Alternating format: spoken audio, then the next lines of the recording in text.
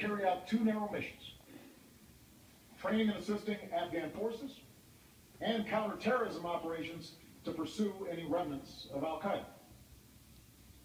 But while our relationship with Afghanistan will change, one thing will not: our resolve that terrorists do not launch attacks against our country.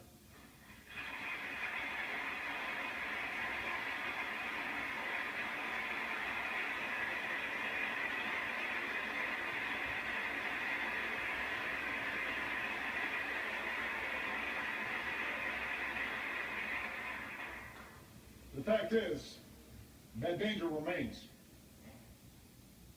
While we've put al-Qaeda's core leadership on a path to defeat, the threat has evolved as al-Qaeda affiliates and other extremists take root in different parts of the world. In Yemen, Somalia, Iraq, Mali, we have to keep working with partners to disrupt and disable those networks. In Syria, we'll support the opposition that rejects the agenda of terrorist networks. Here at home, we'll keep strengthening our defenses and combat new threats like cyber attacks. And as we reform our defense budget, we will have to keep faith with our men and women in uniform and invest in the capabilities they need to succeed in future missions.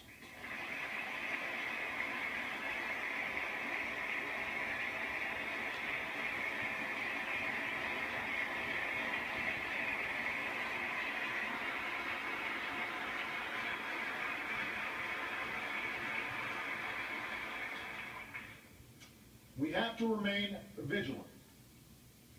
But I strongly believe our leadership and our security cannot depend on our outstanding military alone. As Commander-in-Chief, I have used force when needed to protect the American people. And I will never hesitate to do so as long as I hold this office.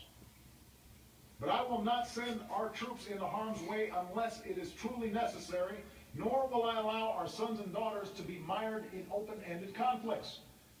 We must fight the battles that need to be fought, not those that terrorists prefer from us. Large-scale deployments that drain our strength and may ultimately feed extremism. So even as we actively and aggressively pursue terrorist networks through more targeted efforts and by building the capacity of our foreign partners, America must move off a permanent war footing.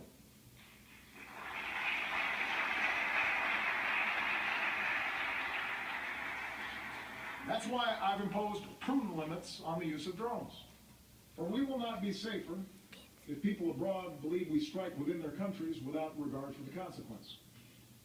That's why, working with this Congress, I will reform our surveillance programs, because the vital work of our intelligence community depends on public confidence, here and abroad, the privacy of ordinary people is not being violated.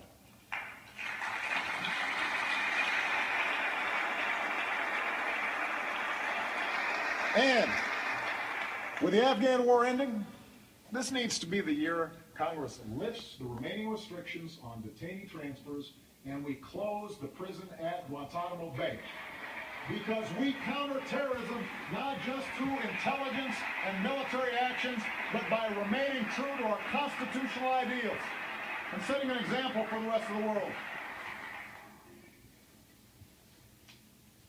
You see, in a world of complex threats, our security, our leadership, depends on all elements of our power, including strong and principled diplomacy.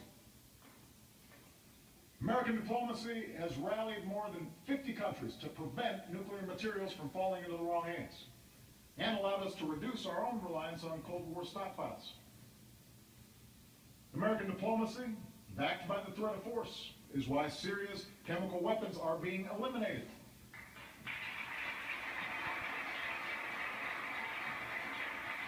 And we will continue to work with the international community to usher in the future the Syrian people deserve.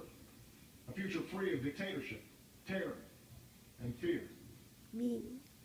As we speak, American diplomacy is supporting Israelis and Palestinians as they engage in the difficult but necessary talks to end the conflict there, to achieve dignity and an independent state for Palestinians, and lasting peace and security for the state of Israel, a Jewish state that knows America will always be at their side.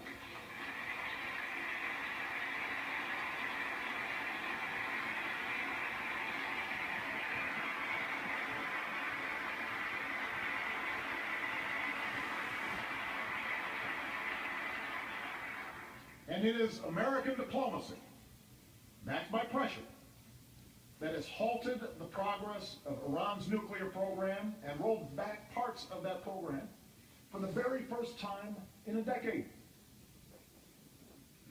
As we gather here tonight, Iran has begun to eliminate its stockpile of higher levels of enriched uranium.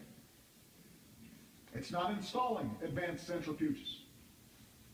Unprecedented inspections help the world verify every day that Iran is not building a bomb. And with our allies and partners worrying